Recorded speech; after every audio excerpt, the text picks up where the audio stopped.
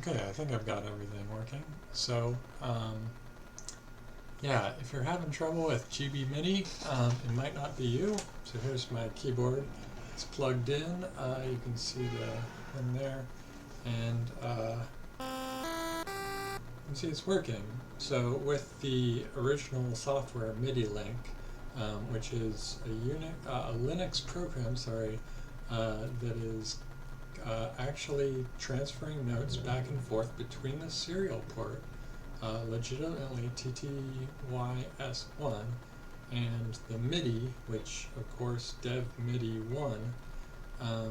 So the issue here is that when you try to open dev MIDI 1 read write, when you have the keyboard, which is not writable, you end up, it just locks right there and it won't move on, so you've got a stuck process. That syscall won't exit. Anyways, no polyphony, right? Because if you press 3 notes, you got 1, right? Because it's 1 channel per. So you're not getting a whole lot from this, GB MIDI setup, right? Unless, yeah, channel 1 voice. So maybe that's, auto polyphony. There you go. So we have that off by default. So if we do that.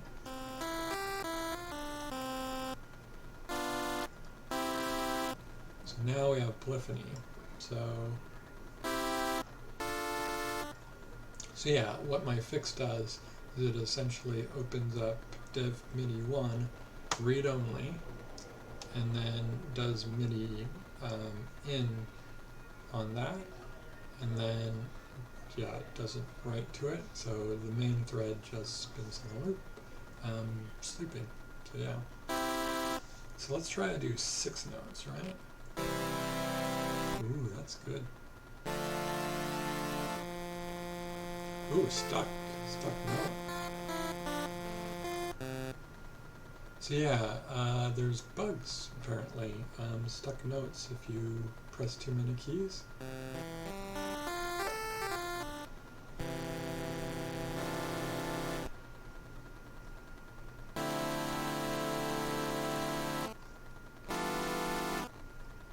Interesting. Hold on.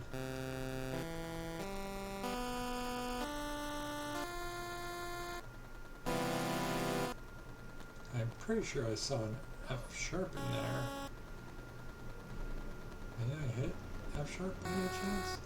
Oh, and if you hit a key softly, the velocity is low enough that you get nothing out, right? So there's a good example. You actually get a click out of it. But yeah, if you hit a key and don't get a noise, that's the Game Boy. So F and then F. I could definitely see playing this Mr. in a show.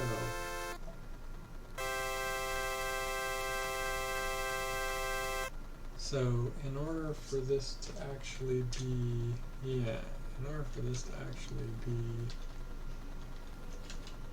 pulse 1 settings, there you go. So yeah, you need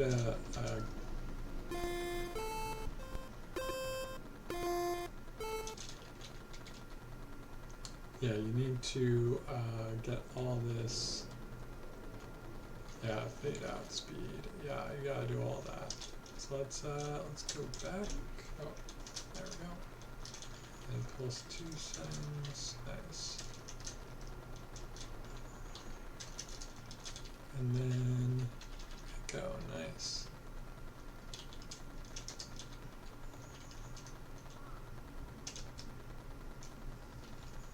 And so will this work? So yeah, it's got a stuck key issue when you press 3 keys, I guess. Sometimes, not all the time.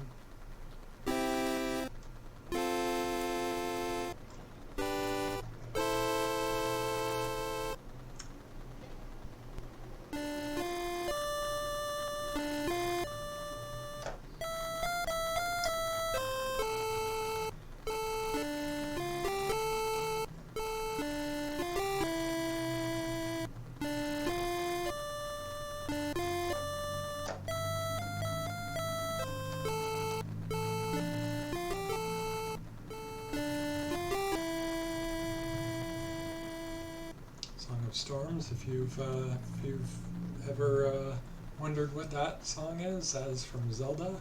And so then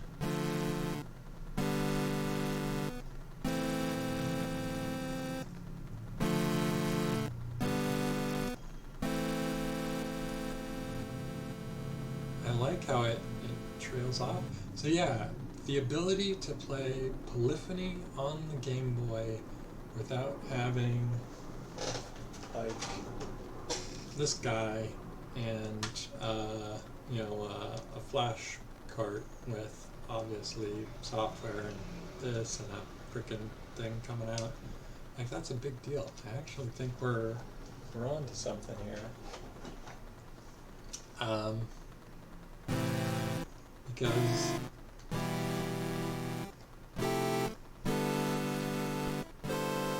I mean, I put a lot of work into it. I had to get you just download the tar and then you untar it, and there you've got the whole ARM GCC setup that just works. You don't have to do any mucking about, and then fix the makefile, fix the this and that, and then and then if you know Linux programming, like that is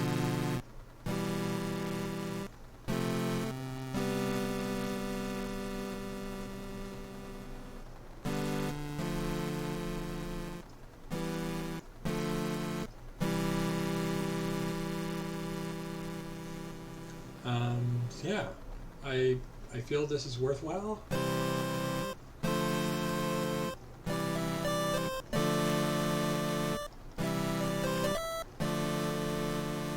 Because I don't get to play Game Boy like other producers have, like a VST, but I've got hardware. Like Mister is legitimately, yeah. I mean, there's a Linux system in between. Obviously, there's midilink that requires the communication between dev MIDI, which is a kernel character object that obviously got created, and then and so midilink deserves someone to actually fix all the bugs. And I think I'm that guy.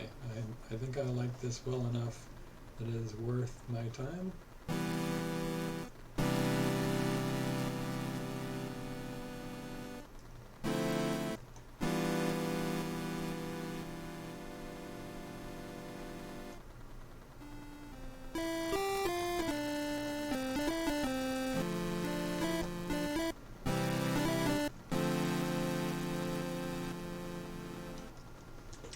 See if we can learn anything else. Oh, wave and noise. Yeah, that is interesting, right? I'm curious how they do polyphony, right? Polyphony times 4. Oh, it's because they've multiplied the number of pulse. They've multiplied the number of pulse by 4. That makes perfect sense now that I think of it. So if we do this, and and they let us. Cool. So this is going to be good. You're going to enjoy this.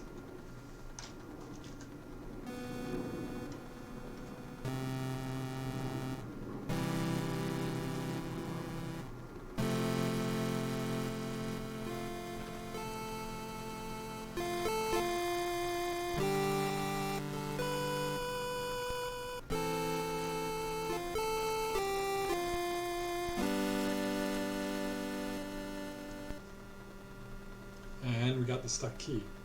So that did it. So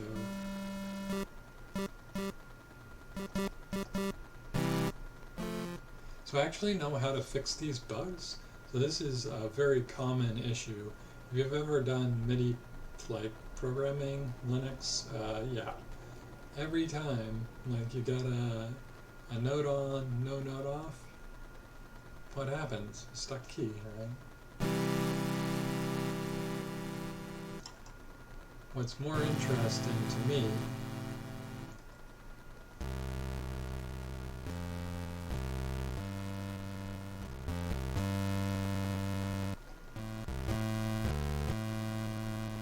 right, there's supposed to be a set of, sorry for keeping on going on this tangent, but I feel like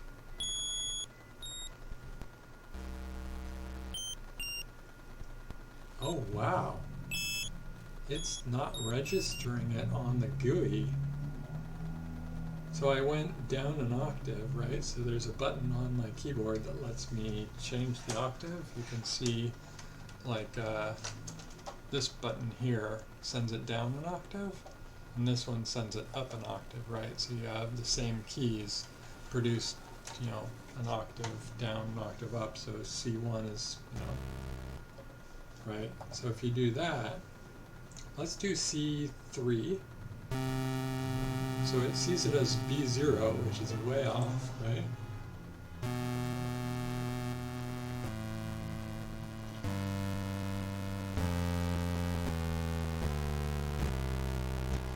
So, and then it goes, it wraps around probably or something like that. Or, but it doesn't even see it on the GUI. Like, look over there. So yeah, there are bugs in GBMidi.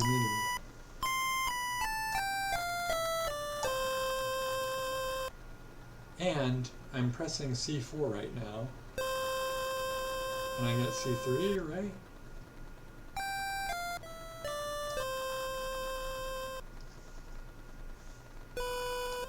Okay, maybe I was, ah, we got the stuck key again. You just press that key and then